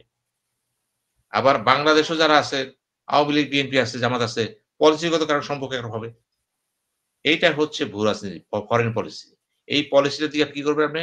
দ্বিপাক্ষিক, আঞ্চলিক, আন্তর্জাতিক বলয়ে আপনি একটা অবস্থান সৃষ্টি করবেন। এবং আপনি যখন আন্তর্জাতিক বলয়ে যাবেন, আপনার ন্যাশনাল পাওয়ারটা কাজ করবে কিন্তু। আপনি কে? ফুটিং কি? আপনার জিডিপি কি? অর্থনৈতিক আকার কি? আপনার দেশে গণতন্ত্র আছে কি নাই? আপনি দুর্নীতি কোন লিস্টে আছেন? এগুলি সব কিন্তু চলে আসবে বিভিন্ন জায়গায়। তখন আপনার ইজ্জতটা বাড়বে। আজকে যখন আমরা ওয়েস্ট ইউরোপিয়ান কান্ট্রি ছোট, ছোট দেশ, ছোট দেশ কত সম্মান পায় দেন। কেন পায়? তারা প্রমাণ করতে পারছে তাদের ঐতিহাসিক কারণে আমরা আছি। জনসংখ্যা কম, আয়তন কম, ভালো আছে তারা। সুইজারল্যান্ডের কথা মনে করেন আছে তো। আমাদেরও কিন্তু অবস্থা সেই যে আমাদের ঘোষণা দিতে হবে। আমরা বলছি malice friends to all malice two নান। এটা কি চেঞ্জ করছে কোন দলে ক্ষমতায় এসে? না। এটা বঙ্গবন্ধুও করছে, জিয়াও করছে, এর সাথে সবাই করছে, এখনো তো আছে। মূল ভাষ্যটা কি? যে আমরা চাই বন্ধুত্ব, শত্রুতা চাই না, হিংসা চাই না। এটা মটো। এই মটো রেখে আগাইতেছে। হ্যাঁ, প্রয়োজনে যখন আপনার সাথে সংঘাত হবে, হইতেই পারে। ভাই ভাই গন্ডগোল হয় না? স্বাস্থ্য মমতায় গন্ডগোল হয় না? বংশ গন্ডগোল হয় না? হইতেই পারে। এটা তো আরব দেশে তার বেশি আছে। গোষ্ঠী গন্ডগোল হয় না? এইগুলি কিন্তু ধরতে হবে যে রাষ্ট্র তো একটা মেম্বার। বৃহত্তর গোষ্ঠীতে এই বলয়ে। এখন দক্ষিণ এশিয়াতে যে আমাদের অবস্থানটা, এমন একটা জায়গায় পড়ছে দেখেন। আমরা একটা স্যান্ডউইচ হয়ে গেছি। আর ভারতের সমস্যা হচ্ছে কি? এই পারে তার প্রায় ১ লক্ষ, ১.৫ লক্ষ স্কয়ার মাইল হয়ে গেছে। ৮ টা স্টেট। ছোট, ছোট স্টেট সব। এর মধ্যে আসাম হচ্ছে বড় ৩ কোটি লোক। আর সব তো অল্প, অল্প লোক। অরুণাচল প্রভিন্স তো একটা ভিতর কাছে এখানে থাকে। এই যে দেখেন, আবার তার সাথে আবার মায়ানমারের ৪ টা বর্ডার আছে। নর্থ ইস্টের খানিক দূরে। অরুণাচল চায়নার সাথে বর্ডার আছে তার। তো ভারত তো চিন্তা করতে পারে যে আমার সাথে চায়না তো আমার যে থাবা দিতে পারে। সে দাবি করতেছে অরুণাচল প্রদেশ তার। সে জি, করতে পারে। অলরেডি নাকি কি কোন নারীকে বিমান উড্ডয়নে বাধা দিয়েছে। জিনজং এন্ড জিংডং ২ টা প্রভিন্স। তিব্বতে একটা এদিকে একটা। এই যে দেখেন ২ বৃহত্তর প্রভিন্স কিন্তু চায়নার। এখন সে গন্ডগোল আছে তার। তো ভারত তো চিন্তা করতে পারে যেহেতু আমার সাথে চায়নার গন্ডগোল আছে। মাঝে বাংলাদেশ আছে। সে যদি আবার তার সাথে বেশি মিলামেশা শুরু করে আমার বিপদ ঘটায়। ভাই তুমি কি থাকো। কিন্তু আমার বিরুদ্ধে কাজ করো না কিন্তু। এটি হলো ডিপ্লোম্যাটিক অ্যাপ্রোচ। আবার দেখেন মায়ানমার দিকে তাকান। ওইটা চায়না। মায়ানমার মানে চায়না। তো ভারতের সমস্যাটা কি? মায়ানমারের ৪ টা বর্ডার, ইন্ডিয়ার ৫ টা। অর্থাৎ ৫ দিক দিয়ে ইন্ডিয়া, চায়না তাকে ঘিরা হালাইছে। আর এদিকে সে ঘিরছে। এই ঘিরাফাজি ফালাইছে। এখানে তো ভারতের সংকটটা কি? ওখানে যদি কোন সন্ত্রাসী কর্মকাণ্ড হয়, বিভিন্ন দেশে কি করতেছে? আসাম, ত্রিপুরা, মেঘালয়, নাগাল্যান্ড গন্ডগোল তো আছে সব জায়গায়। সেখানে তো স্বাধীনতা চাচ্ছে। তারা স্বাধীনতা চাচ্ছে তারা। অটোনমি চাচ্ছে, বিভিন্ন চাচ্ছে। এই যে চাচ্ছেন, এই চাওয়ার মধ্যে আমাদের সম্পর্ক আছে। অতীতে দেখা গেছে তারা এসে আমাদের এখানে থাকে। কারণ আশ্রয় চায়। এই আশ্রয় কিন্তু সাধারণত পৃথিবীর সবাই দেয়। পার্শ্ববর্তী রাষ্ট্রে এরকম হয় কিন্তু। কিন্তু তারা যেন আশ্রয় চাচ্ছে, আবার ভারত যখন দেখতেছে আশ্রয় দিচ্ছেন, তুমি তাকে আশ্রয় দিলা কেন? সে যদি ক্ষুদ্র রাষ্ট্র তো আপনাকে বলতো না। এভাবে বলতো না। সে বড় রাষ্ট্র তো, কেন দিলা তুমি আশ্রয়? তুমি কি তারা পুষতেছো? তাহলে আমাকে নর্থ ইস্টটা ক্লিন করতে হবে। নর্থ ইস্ট ক্লিন করার জন্য সেই ডোনার গুলো। মিনিস্ট্রি অফ ওই যে গ্রেটার অর্গানাইজেশন যেটা বলি। Eastern command. ইস্টার্ন কমান্ডের আওতায় নর্থ ইস্ট। এখানে মিনিস্ট্রি করছে সব লিস্ট মিলা কিন্তু। Donor, VP Singh secretary state minister foreign affairs. এখন দেখেন চিন্তা করেন, সে চিন্তা করতেছে আমার ৮ টা স্টেটের অবস্থা কি? শুধু বাংলাদেশ না তো। ওখানে মায়ানমার আর চায়নার সাথে বর্ডার আছে। তার মানে ৪ টে বর্ডার চায়না। এদিকে আছে বাংলাদেশ, আমার শান্তিটা কোথায়? সে কিন্তু তার জিও পলিটিক্স এর শান্তিটা এখানে খোঁজে কিন্তু সে। এখানে সে চায় আমেরিকার স্বার্থ আছে, আমেরিকার স্বার্থ থাকলে বাংলাদেশের সাথে আছে, আমি দেখি তাকে পারি কিনা। আমেরিকা যখন নাক গলাইতেছে, "তুমি নাক গলায় আমার সাথে আসো।" তুমি তো চায়নাকে চাও না, আমিও চাই না। তাহলে আসো। এই যে ইকুয়েশন এ যাচ্ছে, এই ইকুয়েশন তো আমরা নাই। এটা কখনো মনে করবেন না যে চায়না তার স্বার্থ বিলুপ্ত কইরা ভারতের সাথে লাগবে আমার জন্য। পাকিস্তান লাগবে আমার জন্য। সব বোগাস কথাবার্তা এগুলো। আমেরিকা তার সাথে লাগবে না। ওরা ওদের স্বার্থে আমাকে ব্যবহার করতেছে। এইটাই রাজনীতি। এইটাই ভূ-রাজনীতি। তার স্বার্থে করবে। কিন্তু আমি কতটুকু পারব? আমার শক্তিটা হচ্ছে ডিপ্লোমেসি, শার্প ডিপ্লোমেসি। আমার শক্তি হচ্ছে রাষ্ট্রনায়কোচিত রাজনীতির জন্ম দেওয়া। এরা না। দেশকে ভালোবাসে, দেশের অর্থনীতি বোঝে, রাজনীতি বোঝে, ডিপ্লোমেসি বোঝে, লেখাপড়া জানা লোক এবং সত্যিকার অর্থে দুর্নীতি করে না, ঘুষ খায় না, তদবির করে না। অর্থাৎ শুধু জাতির দায়িত্বটা, রাজনীতিকে মনে করে দায়িত্ব, কর্তব্য। সে বোঝায় এই ধরনের লোক যদি বাংলাদেশে বেড়ে যায়, আমাদের চেহারা ঘুরে যাবে কিন্তু। আমাদের ভূখণ্ডের মধ্যে প্রধান সমস্যা হচ্ছে করাপশন, টাকা পাচার, দুর্নীতি, মিথ্যা কথা। এগুলি কিন্তু আমাদের শেষ করে দিচ্ছে। ১৬-২০ কোটি লোক যদি আমরা এগুলি ছাড়তে পারতাম, আপনি কেন বলেন বিদেশি লোন লাগে নাকি আপনার? আপনি খালি ঘুষটা বন্ধ করে দেন। ঘুষ বন্ধ করে দেন, চেহারা ঘুরে আর কিছু লাগবে না। এনবিআর কে বলেন, ওই যে ঘুষ খায়, তোমরা খালি ট্যাক্সটা ঠিক মতন তুলো। এখন ঘুষ খেয়ে তো ট্যাক্সও কম নেই। ৳১০ কোটি ম্যানেজ দেয়া ৳৫০,০০,০০০ ঘুষ খায়। রাষ্ট্র করেছে ১০ কোটি খরচ করে ৳৫০,০০,০০০ ঘুষ খেয়ে ছেড়ে দিল। এটা হচ্ছে তো। আপনি পুলিশ দিকে তাকান না কেন? আইন শৃঙ্খলা বিলুপ্ত হচ্ছে না, বিচার হচ্ছে না, কেন হচ্ছে না? ওটার দিকে তাকান না। সব জায়গায় কিন্তু অস্থির অবস্থা কেন? বাংলাদেশ গরিব না। আমরা গরিব বানাইছি। আল্লাহ তাআলা আমাদের দিছে। কিন্তু আমরা সেগুলো বহন করতে পারছি না। আমরা আমাদের গরিব বানায় বলতেছি আল্লাহরে কইতেছি, "আল্লাহ বাঁচাও।" তা আল্লাহ কি বলবে? হায় রে মুনাফিকের দল! তোকে যা দিছি, এটা যদি বাইটটা খাইতে পারোস, তো লাগেটা কি? পারি নাই। কেন পারি নাই? রাজনীতিবিদদের জন্য। এখন আসেন। এই যে আপনার কথাগুলো বললাম, উদ্দেশ্য একটাই যে বাংলাদেশে কিছু নেতা তৈরি করতে হবে। যদি তারেক জিয়া বৃহত্তম দল হিসেবে বিএনপি, তার কর্মসূচি ভালো তো। তার ট্র্যাক রেকর্ডটা ভালো এবং তার যে ফাউন্ডার ভালো। এরকম একটা দলকে যদি আমরা আমাদের হাতে না আনতে পারি, ওখানে সমস্যা হবে। এই সমস্যাগুলির জন্য তার সাথে আলোচনা দরকার। এই আলোচনাটা কিন্তু এখন বিএনপির সাথে ফাইনাল হবে। On the way. কারণ এখনো এখানে হাত দিতে না। এখন কথা হচ্ছে ডক্টর ইউনূসের সাথে। উনি ক্ষমতা আছে। প্রয়োজনে আপনিই থাকেন, অসুবিধা কি? বাদ দেন না ওগো। ওরা কি করব? আমরা দেখব। আপনি থাকেন, এই যা কইলা মাইনা নেন, আমার কোন অসুবিধা নেই। আপনার দেশ তো আর না খেয়ে মরব না। বাঁচাই দেবো যান। এটা হইতে পারে কিন্তু। এখন এই সমস্ত অঙ্কের ভিতর দিয়ে তারেক জিয়া যে কথাগুলি বলেছেন, আপনি একটু ব্রডার পার্সপেক্টিভ এ দেখেন। এটা তার কিন্তু পরাজয় না। No, no, no, no. সে পরাজিত নেতা না। এটা হচ্ছে তার সত্য ভাষণ টু দ্যা নেশন। যে আমার মত নেতা এত কিছু করার পরেও, এত বড় দলের নেতা, নির্বাচনে হলে পাশ হলে আমি প্রাইম মিনিস্টার, ক্ষমতায় আমরা যাব। আমি কিন্তু আজ শৃঙ্খলিত হয়ে গেছি। কে করল? উনি তো ওপেনলি বলবে না বলছে। এই তথ্যটা কে দিবে? এটা বিএনপি কে ভাবতে হবে। ভোজবাজির কথাবার্তা না বইলা, মিথ্যা কথা না বইলা বলতে হবে যে সে সত্যিকার অর্থে কেন বাধাগ্রস্ত হলো? ডিগ করেন। তার বাধাগ্রস্ত মানে বাংলাদেশ বাধাগ্রস্ত হয়ে গেছে।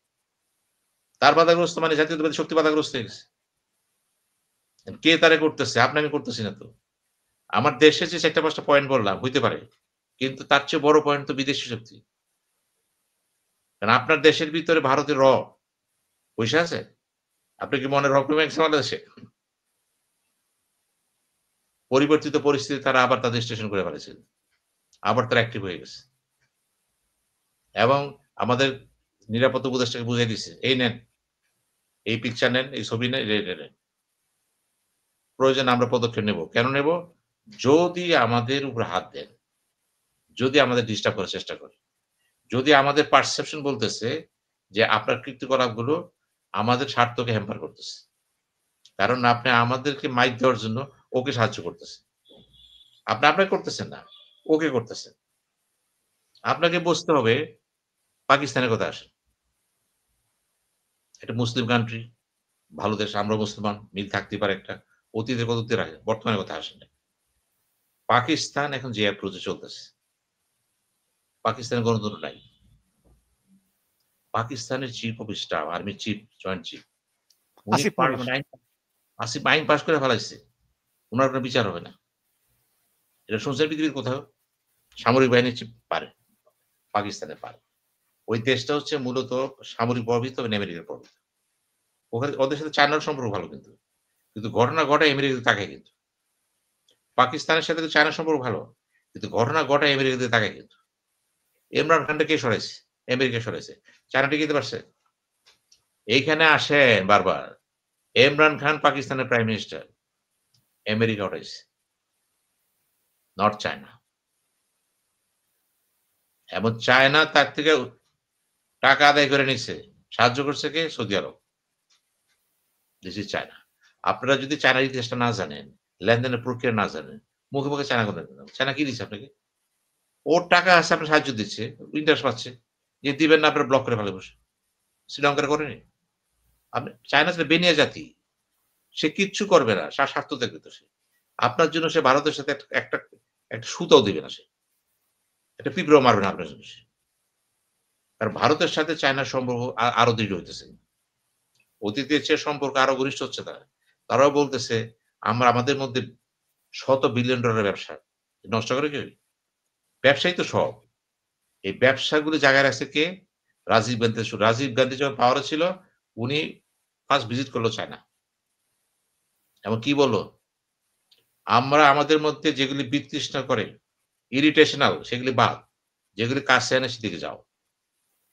New approach the foreign policy of India. Rajiv Gandhi. Rajiv এরা যেটাকে রাজীব ফরেন পলিসি বলে এটাকে। নিয়ে আসছে। ওই পথে কিন্তু চলতেছেন ভারত। মাঝে মোদি চেষ্টা করছিল, পারেনি। তখন কি করলো? বাধ্য হয়ে কি করলো? চায়নার সাথে তার সম্পর্কটা কিভাবে যুদ্ধ পর্যায়ে না যাওয়া যায়, সেভাবে নিয়ে আসতেছে সে। তো সে তো তার স্বার্থে কাজ করতেছে। আপনার জন্য কি সে বলবো চায়নাকে, "এই এটা করছেন কেন পাকিস্তান বাংলাদেশের সাথে?" বলবে না। এটা আপনাকে বুঝতে হবে। বুঝতে হবে ওই সমস্ত লোকদের যারা টক শো দেখে, দেখে মন্তব্য করতেছে। বুঝতে হবে রাজনীতিবিদদের যারা কথায়, কথায় হুঙ্কার মারে। না, আপনি হুঙ্কার দিয়েন না। আপনি দেশ চালাবেন তো। দেশ চালাতে হুঙ্কার লাগে না। দেশ চালাতে বুদ্ধি লাগে, ডিপ্লোমেসি লাগে। জনগণকে এক করতে হলে হুঙ্কার লাগে, ঠিক আছে। মিথ্যা কথা কইতে পলিটিশিয়ানরা বলে, পলিটিক্যাল মিথ। বানায়, বানায় কথা হয়, ঠিক আছে। কিন্তু এরকম পর্যায়ে যায়েন না যে আপনার মাথাতে পা পর্যন্ত সবই মিথ্যা। যেমন উদাহরণ দেই আপনাকে আমি। আমি তারেক জিয়ার কথা বলতেছি তো, উদাহরণটা নেন। চরম ভারত বিদ্বেষী ঘোষণা করল সে থেকে। আমি আগেই বলছি ভারত বিদ্বেষী না। আপনি হলেন ঘটনার বিদ্বেষী। কোন দেশ কোন ধন বিদ্বেষী। একজন বললেন তারা ভারত বিদ্বেষী এবং তিনি মাহফুজ আলম, বর্তমান তথ্যমন্ত্রী। উনি আগে বলতেন তারা আকাশ সংস্কৃতি আমার ধ্বংস করে দিয়েছে। আমার সংস্কৃতি রয়ে গেছে। উনি যখন পাওয়ার এসে বসলেন, ভাগ্যে আল্লাহর লীলা খেলা, এই তথ্য মন্ত্রণালয়ে বসলেন এসে। উনি গেলেন নিউ ইয়র্কে, ওয়াশিংটন থেকে নিউ ইয়র্কে আসলেন, ওখানে একটা প্রেস কনফারেন্স করলেন। মুর্তজা ছিল সেখানে। সাংবাদিকরা জিজ্ঞেস করল তাকে, আপনি তো সবসময় কইছেন যে আকাশ সংস্কৃতি দেখে দিবেন। ভারতে তো আমাদের টিভি দেখে না। আমরা দেখি। এটা কি করছেন? বন্ধ করে দেন। উনি বললেন, আমি কোন কিছু বন্ধের পক্ষে না। আমি তার ধন্যবাদ জানাই কেন জানেন? এইজন্য জানাই, এখন বাস্তবায়িছেন আপনি। আপনি এখন দেশপ্রেমিক। দেশকে ভালোবাসেন। কি করবেন না? যেহেতু আপনি বলছেন এইখানে আছি, এখন আপনি বলেন ভারতকে, তুমি আমার টিভিও দেখতে দাও। এইটা হইছে অ্যাপ্রোচ। ওইটা যদি পারতেন, আমি বলতাম আপনি কাজ করে গেছেন। আপনি কিছুই করতে পারেন নাই।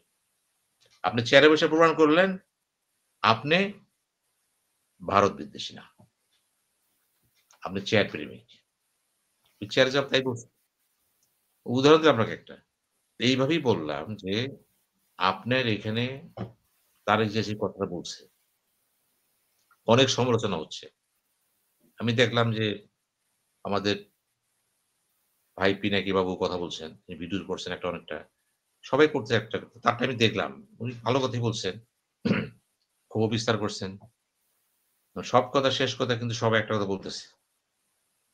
একজন নেতার বড় পরিচয় হলো জাতির স্বার্থে মৃত্যুকে বরণ করে নেওয়া, রিস্ক টেকিং, যুদ্ধ, পালাবো কেন?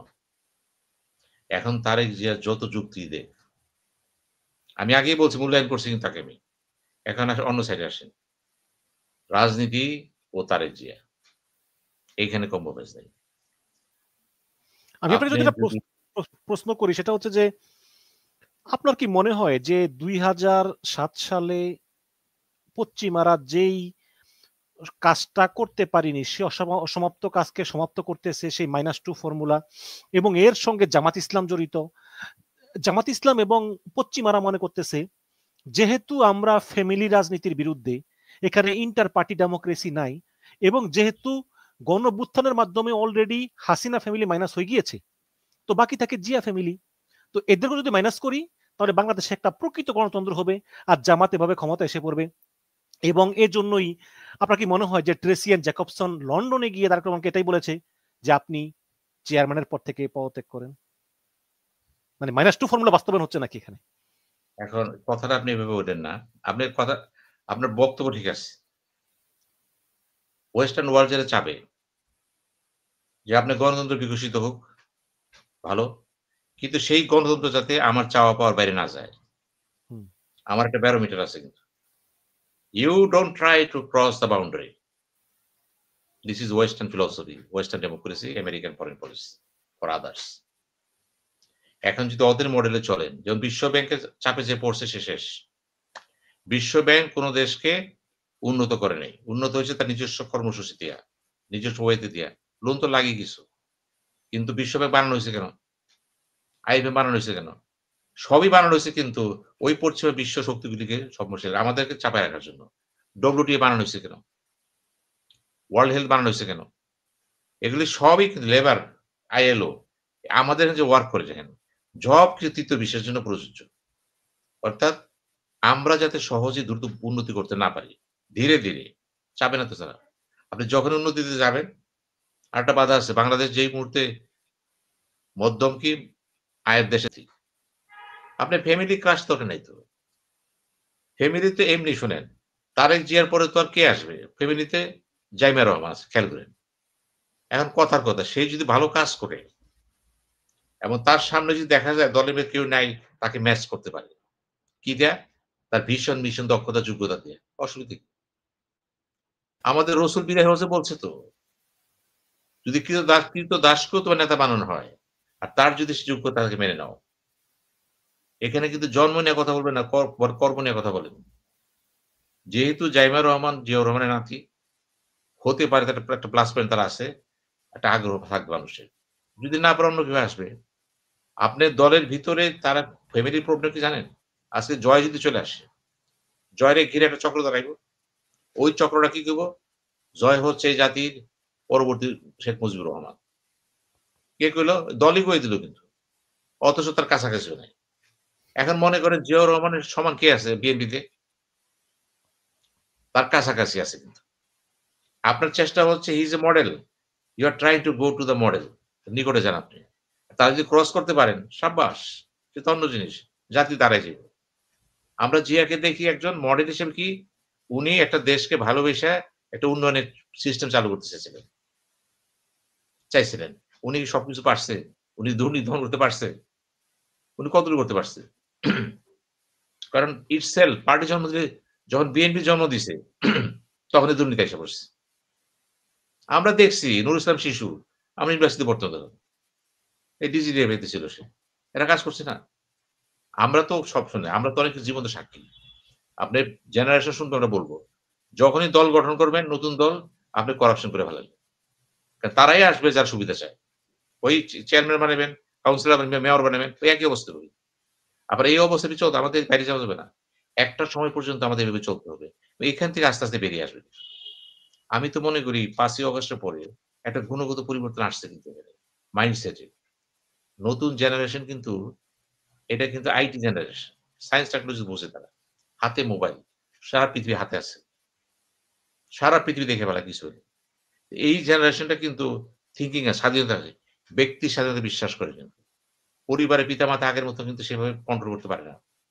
নতুন জেনারেশন চিন্তা ভাবনা অন্যরকম কিন্তু। এই জেনারেশন লিড কে দিবে? আমির খসরু, মির্জা আব্বাস, মির্জা আব্বাস, অথবা ওই যে আওয়ামী লীগের কি আছে ফজলুর রহমান, বরিশালের, বিএনপির ফজলুর রহমান। বরিশালের কি আমির হোসেন আমু? না, ম্যাচ করবে না। দক্ষতা, যোগ্যতা, মেধা, ফারসাইটেডনেস, সুইফটনেস, গতি ম্যাচ করবে না।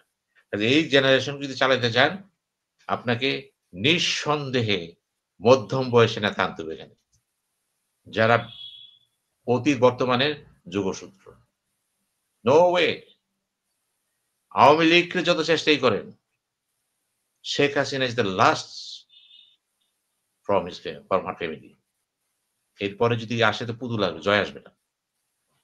পুতুল যদি আসে কেন আসবে? ঐক্যের প্রতীক আওয়ামী লীগের। এটা আমাদের কিছু না কিন্তু। দলের ঐক্যের প্রতীক কে হবে? পুতুল। কে হবে? জাইমা রহমান। খেয়াল করেন কিন্তু। দল যদি মনে করে সে ঐক্যের প্রতীক, আপনি আমি কি করব? সে তাকে দলীয় নেতা। দলীয় নেতা আপনার হাত নাই কিন্তু। আমি জাতীয় নেতা কিন্তু দেখুন। দলীয় নেতার পরে জাতীয় নেতা হয়। দলীয় নেতা দলের ব্যাপার কিন্তু। দল যারে পছন্দ করবে সেই নেতা হবে। আমি ফ্যামিলির কথা বলতে যাব কেন? হ্যাঁ, ফ্যামিলির অযোগ্য সন্তান যে নেতা হয়ে যায়, আপনি কথা বলতে পারবেন। কেন হইলেন? সুলতান রাজিয়া ইলতুৎমিশের মেয়ে ছিল। সুলতান রাজিয়া ভাইয়া আইতে পারছে? বাপ চেষ্টা করছিল, আনতে পারছে? না, অপদার্থ। কাজে আপনাকে দেখতে হবে শুধু খালেদা জিয়া, হাসিনা না, ইলতুৎমিশের আমলেও কিন্তু মহিলা এসেছিল। রাজিয়া, সুলতান রাজিয়া। ইতিহাসে বহুত মহিলা দেখেন, শত, শত মহিলা আছে শাসন করছে। কেন? ওই যে বললাম, ভাইয়ের অযোগ্য ছিল, মেয়েরা বেড়ে গেছে। তো জিয়া পরিবারও যদি কোন ঘাটতি দেখা দেয়, তারাই যে এখানে হাজার প্রশ্ন আছে। থাক, তারপরে সবচেয়ে বড় কথা কি? তারাই যে হচ্ছে ঐক্যের প্রতীক দলের ভিতরে। সবচেয়ে বড় কথা, দলের জন্য কি দরকার? এমন ব্যক্তি যিনি ঐক্যের প্রতীক। সেটা আপনি বলেন, আমিও মানলাম। কিন্তু দেখুন, হাসিনা পালিয়ে যাওয়ার পর দিনই তো তার উচিত ছিল দেশে আসা। আমি যদি রাজনীতি করি আমার জীবনে রিস্ক থাকবে। এটা কিন্তু ওই জামাতের আমিরেরও আছে। কাজেই আমাকে অমুকে বলল এসো না, অমুকে বলল আসো, অমুকে বলল দল ছেড়ে দাও। আমি তো এসব বলে দরকার নাই। আমি রাজনীতি করি, মাটির রাজনীতি করি, মানুষের রাজনীতি করি। হাসিনা পালিয়ে গেছে। এতদিন আমি আসিনি, আমার জীবনের সংশয় ছিল। এখন আমি চলে আসবো। তাহলে তো এগুলো হতো না। আপনার কি মনে হয় যে আসলে একজন নেতার এসব কথা বলা, যে আমার জীবনে ঝুঁকি আছে বাট এগুলো আমি খুলে বলতে পারবো না? এটা তো অনেকটা ওরকম হয়ে গেল যে জিএম কাদের ভারত থেকে এসে বলল ভারত যা বলেছে তা বলা যাবে না। এবার আসেন। একটা ভালো উদাহরণ দিয়েছেন আপনি। জিএম কাদের বাংলাদেশের নাগরিক। এই দেশে থাকে। শুধুমাত্র নির্বাচন আগে ভারত সফরে গেছে। হুম। আসার পর যে কথা কইছে, তো তার এই জিয়ার সাথে মিল আছে তো। জিএম কাদের আইসা বলছে সরাসরি, আমার যা কিছু কইতে পারবো না। অর্থাৎ কিন্তু বলে দিছে কারা? ভারত। আর তারেক কি বলতেছে না, খেয়াল করেন। তারেক জিয়ার নাম বলতেছে না, জিএম কাদের বলে দিছে। এই দেশে ২ টা দল, জাতীয় পার্টি, বিএনপি। জাতীয় পার্টি নেতা বলতেছে, আমাকে যা বলছেন বলতে কাঁপতাছে, সে বলতে পারব না। অনুমতি লাগবে। গেছে। তারেক জিয়া কি করছে? ট্যাক্টফুলি বলে দিছে, আমি একক নই। ভদ্র ভাষায় বলছে। কিন্তু ড্রাফটটা যারা করেছে, ড্রাফটিংটা ভালো হইছে কিন্তু কৌশলী হয় নাই। এটা পলিটিক্যাল হয় নাই এবং ডিপ্লোম্যাটিক তো নাই। এবং ওই একটু কারণ সাধু ভাষা ইউজ করা হয়েছে আরকি। এটা যারা তৈরি করছে তাদের রাজনৈতিক প্রোগ্রাম আছে। যথেষ্ট অভাব আছে। সাহিত্য চর্চা করছে এটা। সাহিত্য লিখে ভালো, ভালো কথা বলছে ঠিক না। এই ড্রাফট হাউসে ছিল মূলত Politico diplomatic message to the nation. এটা হয় না। এটা ঘাটতি তার। যারা লেখছে তাদের অভিজ্ঞতা এই লাইনে নাই। এটা যদি বিএনপির ঢাকার নেতারা লেখতো, যারা আছে অনেকে আছে, আপনি ভাষা চেঞ্জ হয়ে যেত। এবং অনেকগুলি কথা তারা আনতো না। একটু ঘুরে আনতো তারা ডিপ্লোম্যাটিকলি। কিন্তু সরাসরি বলে দিছে, আমার থ্রেট আছে, আমি একা না। এটা তারা বলতো না। ঢাকার নেতারা এই কথা বলতো না। বলতে দিত না। এটা যেখান থেকে আসছে কার আবার জানি না। এরকম হইতে পারে যারা থ্রেট দিচ্ছে তারাই বানাইছে এটা। হইতে পারে তো। এইভাবে কয়ে দেন। সব ঠিক আছে, আস্তে, আস্তে আসবে।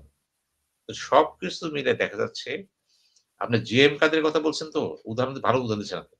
উনি যদি বলতে পারে, আমি সবকিছু বলতে পারব না। তো তারেক জিয়া বলতেছে, আমিও বলতে পারব না। আমার উপরে আমি আমি অবারিত নই।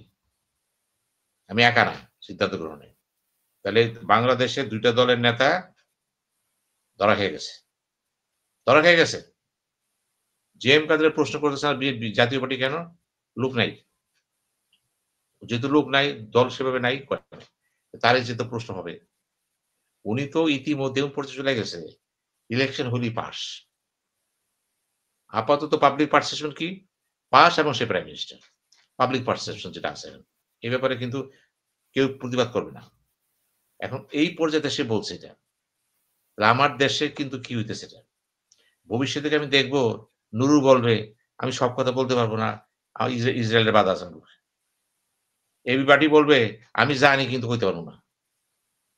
আন্দালিব বলবে, ববি হাজাজ বলবে, আমরা জানি না। বাংলাদেশে কিন্তু তারেক যে একটা সিগন্যাল দিয়ে দিছে। তোমরা সবাই সচেতন হয়ে যাও। এখানে কিন্তু বিভিন্ন আন্তর্জাতিক খেলা হচ্ছে, দেশীয় খেলা হচ্ছে। সেই খেলাতে সম্ভাবনাময় যারা, তারা কিন্তু লিস্টেড হয়ে যাবে। লোভ সামলাও, রাজনীতি করো, অ্যান্ড ভূ রাজনীতি বুঝো, জাতীয় রাজনীতি বুঝো। উনি মেসেজ দিয়ে দিছে কিন্তু সবার প্রতি কিন্তু, এবং জামাতের প্রতি মেসেজ গেছে তো, যে আপনি তো লাফাচ্ছেন, একসময় বলতো জামাত কার সৌদি আরবে, এখন তো সৌদি আরব তো কোনো পলিটিক্যাল পার্টি পাঠ পোষে না, কিন্তু একটা সম্পর্ক রাখে সবসময় ইসলামিক বর্ড হিসেবে সৌদি আরবকে দেখে, যেহেতু ওয়াইসি তো সেরকম না। এখন দেখেন কমিউনিস্টরা কি করতেন, কমিউনিস্টরা যাই কিছু কইতো, হয় রাশিয়া নাই চীন, ওদের মাথা আছে নাকি? ওদের মাথা বিক্রি করছে চীনের সাথে, রাশিয়ার সাথে। মনির সিং দেশপ্রেমিক ছিল, কিন্তু মনির সিংয়ের মাথায় কি ছিল, হেডকোয়ার্টার কে ছিল? কাজী জাফর কোন পার্টি করতো? কাজী জাফরের পার্টি ছিল একটা, মুরিদ ছিল কি, কিম ইল সুং। উত্তর কোরিয়া, আমি যখন গেলাম উত্তর কোরিয়াতে হাইপার ডেলিগেশনে, আমি দেখ কিম ইল সুং সাথে দেখা হলো, ওখানে যে কিম জং তার ছেলে, বর্তমান ছেলের বাবু ছিল তখন, ওখানে যে দেখলে কাজী জাফরের কথা কয়, র্যাঙ্ক কি, ডিপটি প্রাইম মিনিস্টার, আমি তাই দিদি। কাজী জাফর উত্তর কোরিয়া। তো এদের জিজ্ঞেস করেন উত্তর কোরিয়া কেন? জামাত ইসলাম একসময় কি মধ্যপ্রাচ্য কেন? আপনি আগে আসেন না কেন? আমি তারেক জিয়ার কথাই বলতেছি। উনি যে কথাটা বলছে আপনি ডিবে যান না কেন? জামাতের সাথে সম্পর্ক ইসলামিক ওয়ার্ল্ড, এবং সে বিশ্বাস করে পাকিস্তানের সাথে সম্পর্ক ভালো। অর্থাৎ পাকিস্তানের পক্ষে একটা গালি দিতে অসুবিধা ভারতকে। সে তো স্বাধীন না।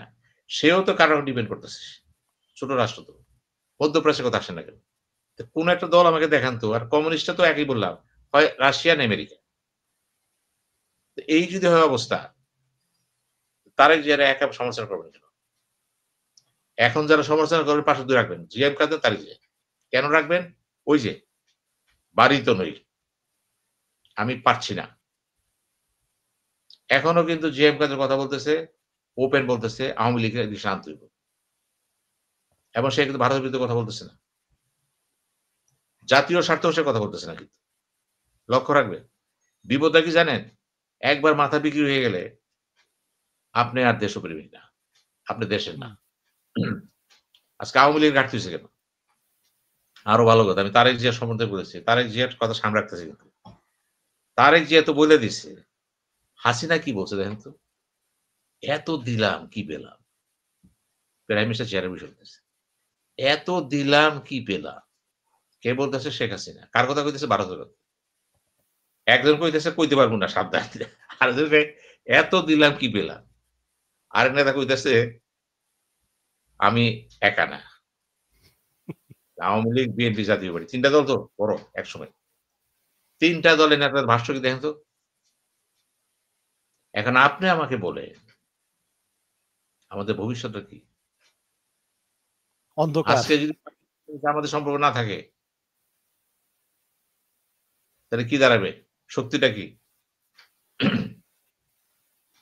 একটা শক্তি তো আছে, মধ্যপ্রাচ্য হিসেবে সমর্থন করে না, করবেও না। রাজা বাদশাদের খেলা তো অন্যরকম। কিসের দল কিসের কি? আমার ৫-৪টা সব আছে।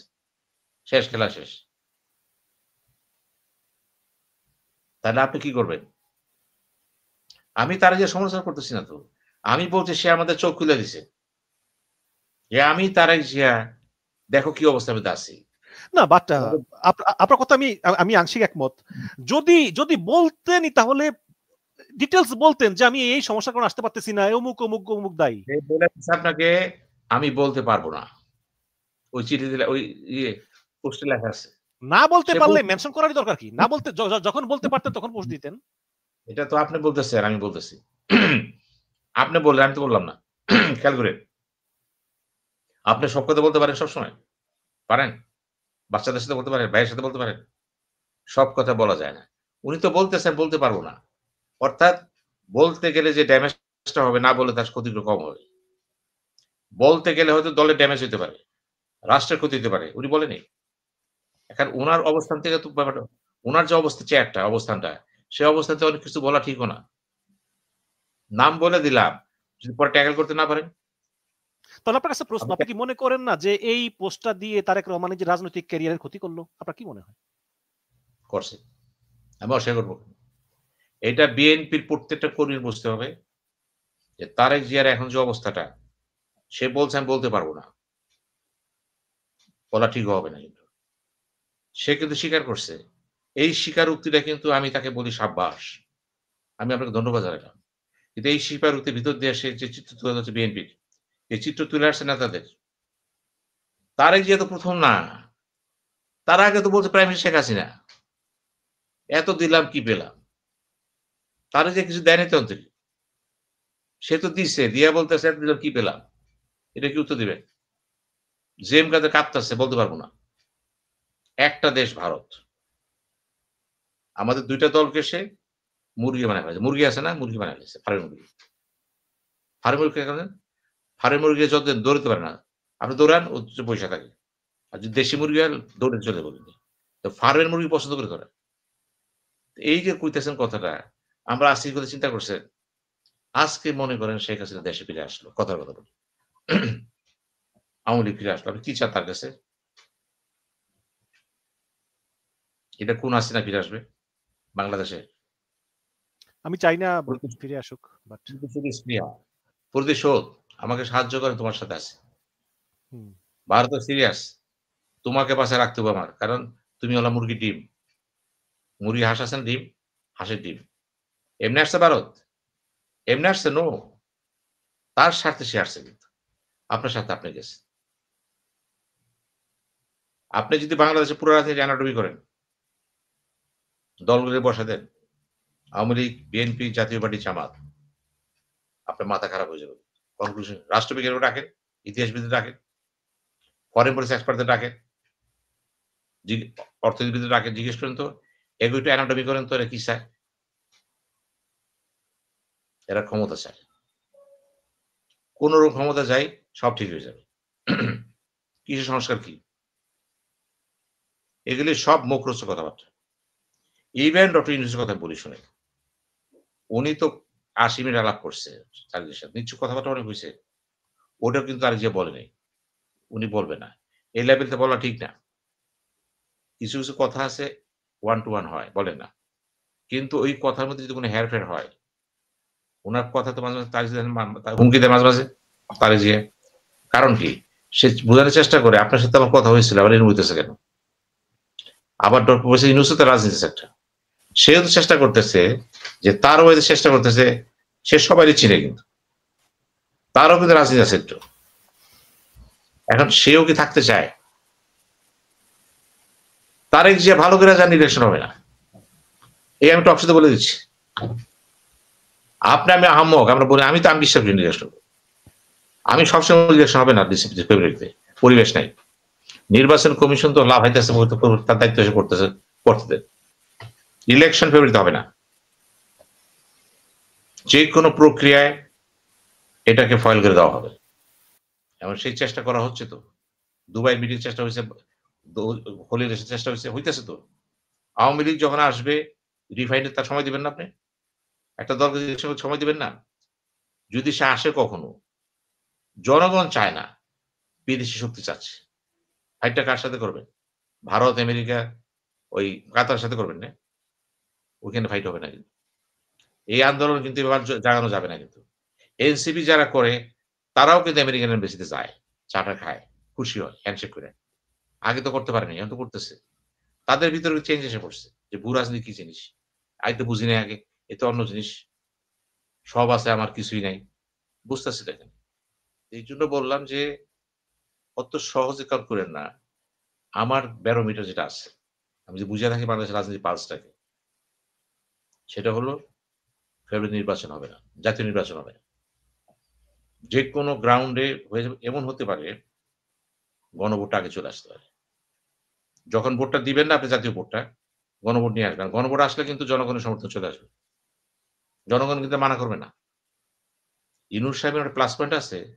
সে যদি গণভোটটা আগে দিয়ে দেয়, বিএনপির বলার কিছু নাই কিন্তু। উনি হচ্ছেন বাংলাদেশের এই পর্যন্ত ওই নিরপেক্ষ যতগুলো আসছে এই পর্যন্ত, যারা আসছে শাহাবুদ্দিন, ফখরুদ্দিন, উনি হচ্ছে সবচেয়ে কৌশলী লোক। তাদের তুলনায় দূরদর্শী সম্পন্ন। এবং আগের জনরাও কিন্তু ক্ষমতার চেয়ার দেখে নাই। উনি দেখতেছেন কিন্তু। উনি জানে যে কেমনে ঠিক করতে হবে এটাকে। উনার সামনে কেউ কথা বলে না। দেখেন তো? উনাকে সবাই কিন্তু এখনো কিছু হলে কয়, "আপনারা মানি।" আলাউদ্দিনের ইয়ে বোধহয় পাইপ পেপার হেভি লাইন আছে না? অবস্থা এরকম তার। এবং এই ইউনূস সাহেবকে যদি বলেন, নির্বাচনটা ফেব্রুয়ারিতে হবে। আমি বিশ্বাস করি না। আমার ডেটা বলতেছে প্যারামিটার হবে না। কারণ কোন দল বিশ্বাস করে না হবে। সব দল এখনো কইতেছে হবে কিনা জানি না। আর এর মধ্যে যদি খালেদা জিয়ার কিছু হয়ে যায়, ক্রাইসিস বিএনপি কিন্তু প্রস্তুত না নির্বাচনের জন্য। তখন কিন্তু আপনি আওয়ামী লীগকে থামাইতে পারবেন না। খেলা তো অন্যরূপ হয়ে যাবে কিন্তু। বিএনপিও শেষ, আওয়ামী লীগও শেষ হবে না তো। আওয়ামী লীগও শেষ হবে, বিএনপি শেষ হবে না। থাকবে, দল থাকবে। আমরাও তো চাই দল থাক, যারা অপকর্ম করছে বিচার করেন, ফাঁসি দেন, জামিনে তাক করেন অন্য জিনিস। সবকিছু করেন, স্বচ্ছভাবে করতেছেন করেন। ওগুলো নিয়ে আমাদের কোন বিতর্ক নাই। আমরা শুধু দেখতে চাবো যেই কাজটাই করবেন যাতে বিতর্কিত না হয়। যে কাজটাই করবেন মানুষের মুক্তির জন্য করবেন। ইউনূস সাহেবের হাতে এত কিছু রয়ে গেছে, এত খেলা তার বাক্সে আছে। আপনি দেখেন না সামনে কি হয়। আপনি আস্তে, আস্তে নির্বাচন হবে না? ওই ওয়েস্টার্ন ওয়ার্ল্ড বসে রয়েছে আর নির্বাচন দেওয়ার না? ওরা নির্বাচনে ঘামাইতেছে না স্বার্থ নিয়ে ঘামাইতেছে। আমেরিকা সবচেয়ে বড় স্বার্থ জেনে রাখেন। Burma act. এমনি করে নাই কিন্তু। বার্মা অ্যাক্ট করছে এবং বাজেটটা দিয়ে রাখছে কিন্তু কংগ্রেস থেকে। যেহেতু কংগ্রেসের বাজেট হয়ে গেছে, এটা কিন্তু কম্পালসারি অন দ্যা গভর্নমেন্ট। এটা করো। তারাও চেষ্টা করতেছে। সাকসেস হবে কিনা জানি না। চেষ্টা করতেছে ওখানে চায়না আছে তো। তারাও টাকা-পয়সা খরচ করতেছে। তারাও চাবে বাংলাদেশটা ব্যবহার করতে। দেশ তো একটাই। আমাদের অসুবিধা কি? তাই তো মায়ানমারের সাথে আমাদের গন্ডগোল। ভারতের সাথে কি গন্ডগোল? আমার পক্ষে পাইছেন? মায়ানমার ভারত সম্পর্ক তো অনেক গভীর সম্পর্ক। সেখানে কি আমরা ঢুকতে পারছি? চীনের সম্পর্ক গভীর। ঢুকতে পারছি? শেখ হাসিনা শি জিনপিং চলে আসলো বাংলাদেশে। শি জিনপিং চলে আসলো বাংলাদেশে। চুক্তি করে গেল হাসিনার সাথে। ত্রিপক্ষীয় চুক্তি। চিন্তা করছেন? আপনি চিন্তা করতে পারেন শি জিনপিং সময় আইছে তো এখানে। চুক্তি করে আটকে দিয়ে গেল সব। যান, আমি দেখব সব। কাজে আমার তো সমস্যা আছে সেখানে। এই সমস্যা তো জানতে পারবে না। এইজন্যই বললাম মাত্র মায়ানমারের একটি নাগরিক কি করছে? ট্রাম্প সবগুলি ভিসা ক্যানসেল করে দিছে। ট্রাম্প তো খেলতেছে। খেলবে সামনে। আপনাকে দরকার তো। এই যে আপনাকে দরকার, সে ফিল করতেছে। অতএব আপনাকে যে দরকার এমন সরকার এখানে থাকবে যে তার কর্মসূচির সাথে একমত হইতে পারে। আপনি মরেন ডোবে তার কিচ্ছু আসে যায় না। American foreign policy very trusted root and root. Like India also. Rising power গুলি সবসময় কিন্তু ব্রুট হয়। আর সুপার পাওয়ার তো সুপার ব্রুট। যেদিন চায়নার সাথে লাগবেন, মুহূর্তে বুঝাই দিব ইউ আর নাথিং। যেমন শ্রীলঙ্কার বুঝাই দিছে। হাম্মনটোটা বন্দর দিয়ে দাও। আমরা লাগতে যাব না। আমরা চিনছি, সবগুলো চিনছি। এই চীনাটাও কিন্তু এক দক্ষতা। এইখানেও কিন্তু রাষ্ট্র রাখার দরকার আছে। এই যে চিনতে পারতেছেন চরিত্রগুলো, চায়না কি, ভারত কি, এটা কি, সেটা কি বুঝে নেন। অনেক ক্ষেত্রে মডারেট জাপান। ওই দেশ অনেক ভালো। কিন্তু সেটা বড় কথা না তো। আমরা তো পারি নাই। এবং জানেন, কথার ছলে বলি, জাপান আমাদের পাশে থাকবে। বলেন তো কেন? কেন? ওই যে ২য় মহাযুদ্ধের পরে যখন জাপানিরা তো হেরে গেল, তখন ওদের চিকিৎসার জন্য ডাক্তার দরকার ছিল কিন্তু। একজন বাঙালি ও ডাক্তার, এই আমাদের আপনাদের এই বাংলাদেশের হিন্দু, ভুলে গেলাম নামটা। উনি তখন সেখানে সেবা দিছিল। তো রাজা বলে দিছে, "for you, your country is always welcome to us." Japan কিন্তু কৃতজ্ঞ জাতি। ওই ডাক্তার নামটা ভুলে গেলাম আমি। এই জন্য বললাম যে জাপান তো সাহায্য দিতে পারে, আপনাকে দিবে, কিন্তু আপনাকে নেওয়ার মতো ক্যাপাসিটি থাকতে হবে। কাজে আপনি কখনো চিন্তা করবেন না যে আমেরিকা আপনাকে একদম দুর্নীতিমুক্ত দেশটা হবে না। আমেরিকার পক্ষে থাকেন, আপনি যা মূল্যে তা করে সব যায়।